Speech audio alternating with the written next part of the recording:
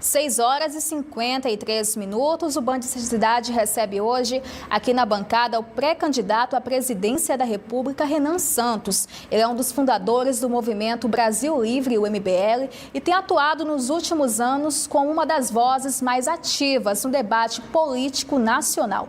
O pré-candidato defende pautas como o combate à corrupção e reformas econômicas. Renan Santos, boa noite, seja muito bem-vindo ao Band Cidade. Boa noite, é uma honra estar aqui. Vamos trocar ideia, vamos debater. Muito feliz em ser recebido e, aliás, muito feliz com toda essa viagem pelo Maranhão. Aprendi muito, passei muito perrengue, entendi como é que é a vida das pessoas aqui em grande medida e já pensei em soluções para resolver muitos dos problemas. Falando nisso, o senhor que esteve esses dias pelo Maranhão, aqui em São Luís, no interior do estado, e viu de perto a população do Maranhão, também as estradas, o que mais chamou a atenção? Olha, é difícil, eu fazer um programa inteiro aqui só com a lista dos problemas. As estradas talvez seja o problema mais óbvio. Eu furei 7 pneus, andando coisa de 50 por hora, tá? As pessoas falam, não, tem estrada com buraco. Aqui no Maranhão vocês têm buraco com estrada. É buraco para todos os lados. Eu vi motoqueiro caindo, sendo socorrido e mal socorrido no longo da estrada. Eu vi caminhão de soja tombado. A gente viu tudo isso acontecendo, inclusive nas regiões muito produtivas aqui do estado. A região lá de Imperatriz, região de Balsa, tem muita produção agrícola. E os coitados ali, assim, nem conseguindo entregar a produção deles. Eu vi estradas de terra largadas com pessoas igual o pau de arara aconteceu nos anos 50 e 60, com famílias inteiras em cima de uma caminhonete, pulando como se estivesse num show, coitados, porque o caminhão entrava no buraco e ia para lá e para cá. Vi cidades que inclusive têm arrecadação, como Santo Antônio dos Lopes, mas mesmo essa cidade com a administração pública tão ruim que eles têm, as pessoas viviam muito mal. Eu vi esgoto a céu aberto, eu fui para Pinheiros, que é a cidade do Sarney, e lá em Pinheiros até o urubu tinha nome, tinha umas pessoas, esse aqui é o Zé, o nome do urubu, esgoto a céu aberto, ou seja, muito dinheiro é colocado no Maranhão. E essa é uma verdade, o Maranhão é o segundo estado que mais recebe dinheiro de acordo com o Pacto Federativo, que é o dinheiro que vem do governo federal, e ao mesmo tempo os políticos somem com esse dinheiro e entregam um maltratamento para as pessoas que é indigno. Nem animal é tratado igual a população do Maranhão é tratada pelos políticos. Na sua visão, quais são hoje os principais problemas que precisam ser enfrentados aqui no Maranhão? Para resolver a parte econômica, desesperadamente, vocês precisam de estrada. Desesperadamente. E não é qualquer estrada. Como vocês têm produção agrícola boa, e olha só que dádiva, o Maranhão tem produção agrícola que vale a pena e está crescendo. A gente tem que dar estrada de concreto, para o caminhão não ter buraco, para as pessoas poderem ir e vir numa boa. Estradas vicinais, as estradas estaduais que vão levando para os municípios também. Sabe, é só comprar e não superfaturar o orçamento do asfalto, como fazem, que você vai ter um asfalto simples, a pessoa vai poder entregar a produção dela aqui e ali, vai poder circular de uma cidade a outra de maneira livre. Isso é uma das coisas. A segunda coisa, brecar o avanço do crime organizado. A gente está falando aqui de um dos 10 estados mais inseguros do Brasil, que é o caso do Maranhão, com um dos piores índices que envolvem homicídios e roubos de celular e roubos de bens pessoais das pessoas. Tá todo mundo com medo. Feminicídio subiu no Maranhão também. E a terceira coisa que é muito importante a gente colocar aqui, o Maranhão apresenta uma taxa de analfabetismo próxima dos 15%. Eu visitei famílias em que as pessoas não sabem ler e escrever de verdade. E isso assusta. Nós estamos em 2026. Analfabetismo era uma coisa para a gente ter resolvido nos anos 50, 60. Isso ainda existe aqui no estado. E aí eu pergunto, o dinheiro do governo federal, o dinheiro do Fundeb vai para as escolas. O que eles estão fazendo com esse dinheiro? Por que as pessoas não estão sabendo ler e escrever? Então tem uma situação de calamidade aqui. E eu volto a falar, para quem mora no Maranhão, a situação aqui é de calamidade. O que pode ser feito para melhorar na prática essa realidade? Primeira coisa, assim, eu vim aqui para o Maranhão muito mais para arrumar inimigos do que arrumar amigos. No sentido que eu vou apontar os erros. A classe política do Maranhão sabota a população. Eu nunca vi nada igual à classe política daqui.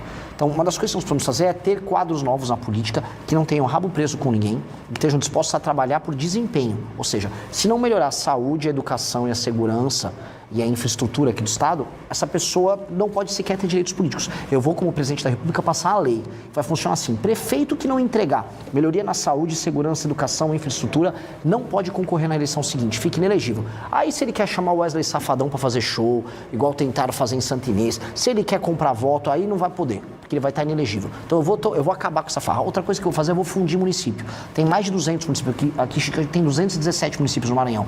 Eu vou fazer ter menos de 100 municípios. Vamos juntar os municípios, ter uma administração só, para deixar desempregado esse monte de vereador, os babão dos vereadores que são colocados dentro da máquina pública, e com base nisso a gente racionalizar, fazer entregas boas para as pessoas. Isso é, assim, a primeira coisa que tem que fazer, e o governo federal tem que atuar ajudando nisso. A classe política daqui, eu volto a repetir, eu estou rodando o Brasil todo, eu nunca vi uma classe política tão absurda quanto a do Maranhão. Esses caras são pior do que uma bomba atômica. Você fala assim, Renan, você prefere pegar ebola, você prefere ser atropelado por uma carreta ou ser administrado por um político do Maranhão? Eu prefiro pegar ebola e ser atropelado por uma carreta. Eu nunca vi uma coisa tão ruim quanto os políticos daqui. Pré-candidato, falando nisso, hoje mais cedo o senhor esteve no bairro Coroadinho, aqui em São Luís, e uma fala sua chamou a atenção. Vamos acompanhar. Pessoal, o Pedrinho me trouxe para gravar em Coroadinho, uma favela aqui em São Luís do Maranhão. E é uma filial do inferno, tá? A quantidade de cachorro morto que tem aqui, no meio da rua, cara. Eu vi 3 cadáveres de cachorro. Um lugar tomado pelo crime. Cara, isso aqui é uma filial do inferno. Isso aqui é uma filial do inferno. Após esse vídeo, que gerou uma grande repercussão aqui no Maranhão, uma página que se diz representar os moradores do bairro Coroadinho divulgou uma nota de repúdio, afirmando que as declarações foram desrespeitosas e que a comunidade não aceita ser usada como palco político. Como o senhor vê essa situação? Eu acho muito humilhante para essa comunidade ser representada por um tipo de associação que ela própria faz durante o período eleitoral.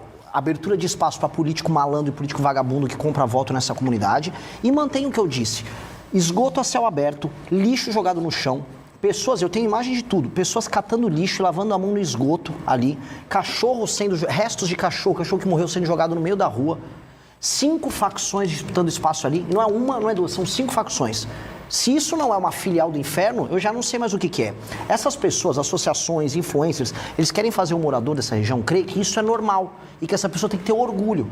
Tenho orgulho de viver controlado pelo tráfico, tenho orgulho de andar sobre o esgoto, eu tenho orgulho de não ter título de propriedade, eu tenho orgulho de ter analfabetismo graçante, andando para lá e para cá. Eu tenho orgulho, a taxa de homicídios nessa região, Coroadinho, em 2014 foi de 80 homicídios a cada 100 mil habitantes. Isso é 10 vezes a taxa de homicídio na Ucrânia, que está em guerra. E essas pessoas querem que isso seja normal.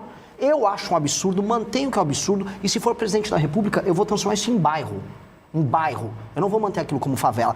Mas eu tenho orgulho de que é uma favela. Você está errado. A população nem sempre está certa. A população, às vezes, compra orgulhos de coisas erradas. Ninguém tem que ter orgulho do que eu vi ali. Ninguém tem que ter orgulho do que do lado de um ponto de ônibus em que criança pega ônibus para ir para a escola, tem 5 cadáveres de cachorro morto e um homem estava trazendo numa sacola um outro cachorro morto para jogar ali. Ninguém tem que ter orgulho disso. A gente não tem que ter orgulho do errado. E no Brasil tem um discurso coitadista, a gente tem que ter orgulho do errado. Não, mas ele ali é a nossa favela. Tá errado, ninguém tem que morar em favela. Mais de 30% da população de São Luís mora em favela e o prefeito aqui da cidade ainda quer concorrer para governador. Esse homem tinha que ter vergonha na cara. Aí vem esses influencers que querem reclamar, reclamem o quanto quiser. Eu vou me tornar presidente da República e eu vou acabar com as favelas no Brasil. E vou acabar com favela no Coroadinho. Vocês vão morar em bairro decente, em casa decente, sem crime organizado. Eu vou matar os bandidos, todas as lideranças do crime organizado, o bonde dos 40, vou dar um nome aqui, bonde dos 40, eu vou matar vocês. E eu vou fazer o que precisa ser feito. Ninguém tem que ter medo de dar nome às coisas como precisa ser dito. Assim como eu vou destruir o crime organizado, favela tem que virar bairro. Favela não tem que ser objeto de orgulho, tem que ser objeto de obra, de reforma. Falando nisso, o senhor acha que o governo do Maranhão está no caminho certo ou estagnou? Não, não está no caminho certo. O estado do Maranhão precisa de uma intervenção urgente. O atual governador, eu não sei o que ele está fazendo na vida. Eu estou vendo as estradas no sul do estado. Como é que o cara pode ser um governador? Igual eu falei agora, eu falei do prefeito, né, o Bride, ele quer ser governador. Eu fui olhar ali, esse bairro Coroadinho, uma favela, tudo largado no chão. Como é que um cara que larga o lixo todo, não tem uma coleta decente ali, quer ser candidato a governador? Ao mesmo tempo, o Brandão quer fazer sucessor, foi olhar as estradas. Um homem desse não tem condições morais de ser candidato a nada. Um cara que tem, no meio de uma estrada, uma cratera em que as pessoas caem dentro da cratera. Eu vi motociclista contando história, ele caiu inteiro dentro, cabia a moto dele e ele inteiro dentro da cratera. E aí o governador, não, eu tenho um plano, vou eleger meu sucessor, aí faz aquelas danças, chama cantor. O que é isso? Todos esses caras tinham que ser interditados. Essas pessoas não têm condições, não é nem intelectuais, elas não têm condições morais de ser governador de nada. Esse Brandão é uma vergonha. Eu volto a colocar para todo mundo que está nos assistindo, existe uma coisa que chama o mito da caverna do Platão, que é assim, quando você está vendo só uma coisa, você acha que o mundo é isso. Todo mundo no Maranhão olha para a realidade no Maranhão e acha, é normal ter um cachorro morto do meu lado, no meio da rua, é normal ter tanto buraco assim. Não é normal. Eu falo isso para você que mora aqui. Não é normal. Não aceite isso. Outros lugares do Brasil, até mais pobres do que o Maranhão, se vive melhor do que aqui. Vocês são roubados pelos seus políticos aqui.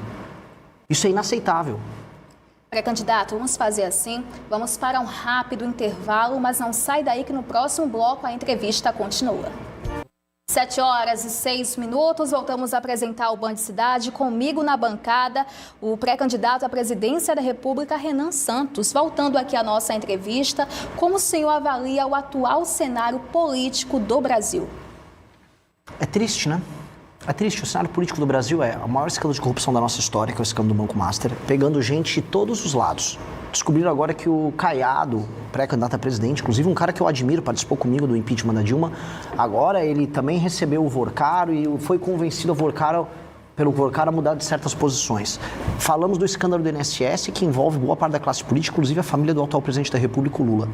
Aí a gente olha os dados e os indicadores do Brasil, o Brasil vai para uma crise que ele vai quebrar nos próximos 2 anos se nada for feito. Segurança pública, o crime organizado tomando todos os estados, especialmente do Nordeste. Rankings internacionais de educação, o Brasil caindo pelas tabelas, desempenho horroroso. Então nós estamos muito mal, o cenário político é muito ruim. E aí o que as eleições têm? As eleições mostram Lula concorrendo para a reeleição, graças a Deus as pessoas despertando, e eu estou rodando no Nordeste, e eu estou vendo aqui no Nordeste as pessoas despertando para o problema que é o lulismo, o fato que eles não têm nada a entregar. Flávio Bolsonaro, que é membro de uma família que é envolvida em escândalos de corrupção, ele próprio é envolvido em escândalos de corrupção, é um homem muito problemático, um péssimo parlamentar, preguiçoso, não sabe votar. Toda vez que vota errado, ele fala que não leu, que se esqueceu, que apertou o botão errado. Votou agora numa agenda completamente contrária dos eleitores dele e estava negociando agora a nomeação do Messias, que é o Bessias, que é um aliado do Lula, para o STF. Ou seja, os nomes são muito ruins, infelizmente. Então o cenário do Brasil é se ficar o bicho come, se correr o bicho pega. Só que tem a gente para enfrentar o bicho. E eu estou rodando o Brasil para despertar as pessoas para esse problema que nós estamos vivendo. Falando em despertar, o senhor acha que ainda a população brasileira está muito presa ainda ao lulismo, ao bolsonarismo? Em parte sim. Em parte sim, porque em qualquer lugar do mundo você trabalha com o fla-flu, que a gente chama, né? Você tem um ou é o outro, e é fácil pensar com essas categorias. A gente vai ver até em livros religiosos, tem Deus e tem o diabo, sabe? Tem Jesus, tem Lúcifer, você tem esse dualismo, e esse dualismo não tem que existir. O dualismo não tem que existir, primeiro porque o diabo não tem que ocupar espaço em nada. E o que eu falo para as pessoas é, de um lado você tem o capeta, que é Lula, e do outro você tem o Judas, que é o Flávio Bolsonaro, que é a família que trai as pessoas. Então nós temos que ter um outro caminho. E não é nem terceira via, é a única via. Quais são os problemas do Brasil, independente se você é de esquerda ou de direita. O que nós temos que resolver para ter estrada que funciona, para ter moradia, para acabar com as favelas, para fazer a economia crescer, para fazer as pessoas saírem do Bolsa Família.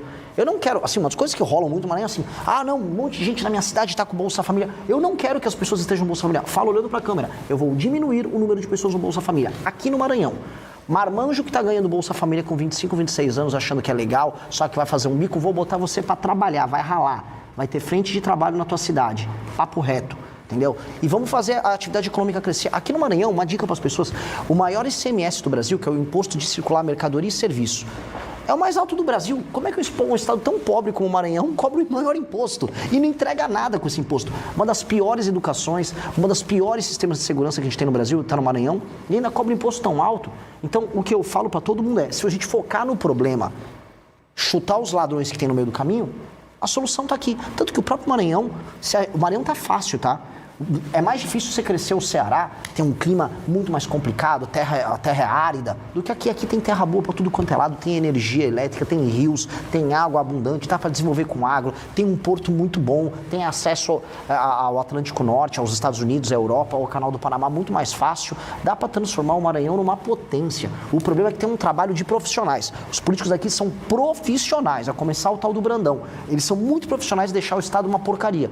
E aí as pessoas não acordam. Eu tô aqui para despertar. Minha missão, o nome do partido nosso é missão, é despertar as pessoas. Se elas me elegerem para presidente da República, eu vou fazer uma revolução, eu vou tornar o Brasil um país sério. Só que se minha candidatura já servir para acordar as pessoas, é algo incrível. Eu fico até mais feliz se a gente despertar as pessoas. Preciso que elas despertem para o problema. Já a gente volta a falar do partido Missão, mas o senhor fala muito em fundir os municípios. Como é que isso funcionaria na prática? É alterar 2 artigos da Constituição e permitir que o governo federal faça um plano que pegue municípios pequenos que não se sustentam. Como é que funciona? Quem está assistindo em casa. Tem vários municípios que têm 5, 10, 15, 20 mil habitantes.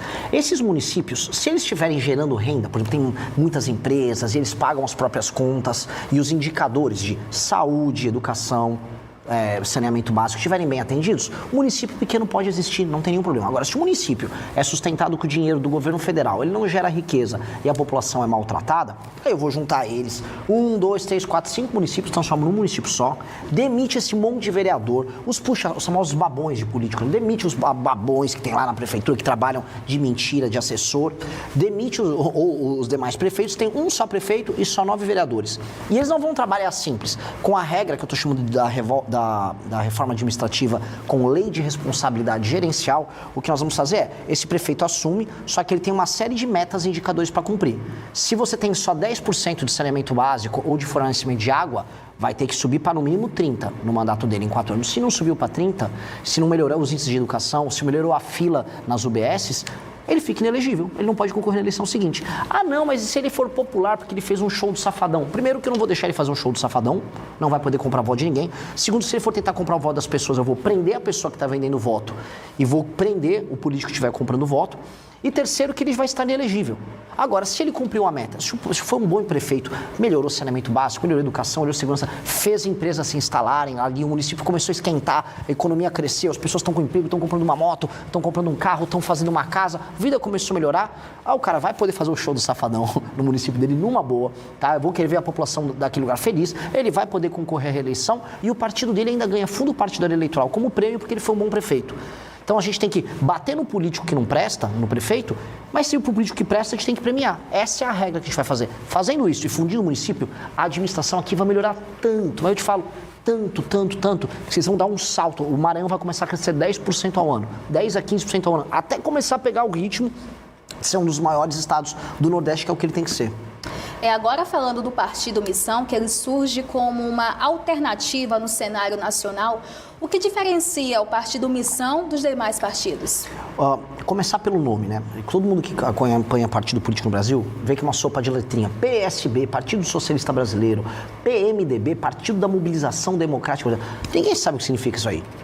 E missão significa o seguinte, o que significa quando você está numa missão? Você tem uma ideia, um plano e você tem um período de tempo para implementar. Isso se torna uma missão. A missão, como o nome do partido, significa que nós somos um grupo de pessoas que tem um senso de urgência.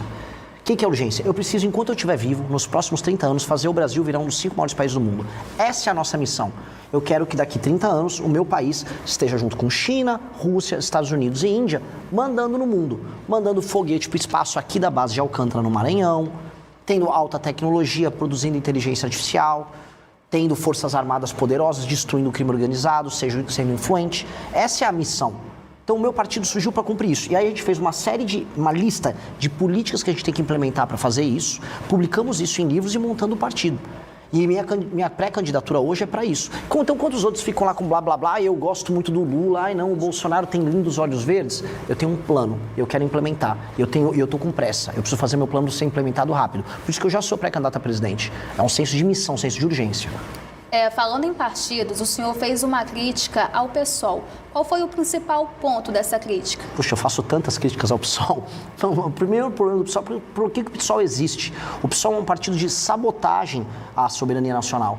Se for a última crítica que eu fiz recente a ele, é porque o PSOL, veja só o absurdo, ele entrou no STF, junto com um monte de ONG que recebe dinheiro dos nossos concorrentes da Europa, para impedir que a Ferrogrão, que é uma ferrovia que escoa a produção de soja do Brasil, do agro, especialmente no Mato Grosso, termine. Eles não querem que a gente tenha uma obra para, em vez do caminhoneiro ficar cansado na estrada entregando a mesma produção sempre, uma ferrovia atenda a produção do Brasil, fazendo que sobre mais divisas, entre dinheiro no Brasil, a gente possa fazer mais políticas sociais. O PSOL não quer, porque o PSOL trabalha a serviço dessas ONGs americanas, alemãs, norueguesas, que não querem que o Brasil tenha um agro forte, porque eles estão protegendo o agricultor deles. Isso está acontecendo aqui no Maranhão agora. O ICMBio quer pegar toda a área perto do Porto de Itaqui, quer interditar porque tem que ter 20 pescadores ali. Então você tem que ter 20 pescadores funcionando, que nem existem mais pescadores, ninguém está pescando ali. É uma não economia, aliás, ninguém quer no século XXI que as pessoas fiquem vivendo de pesca de subsistência. E aí querem interditar uma região que pode ser super desenvolvida, a gente pode instalar empresas que podem criar produtos que vão ser exportados para fora do Brasil. Ou seja, essa agenda de sabotagem que o PSOL apoia em todos os lugares do Brasil, impede os lugares mais pobres do Brasil de crescer. Portanto, o PSOL é inimigo do Brasil e ele tem que ser combatido assim.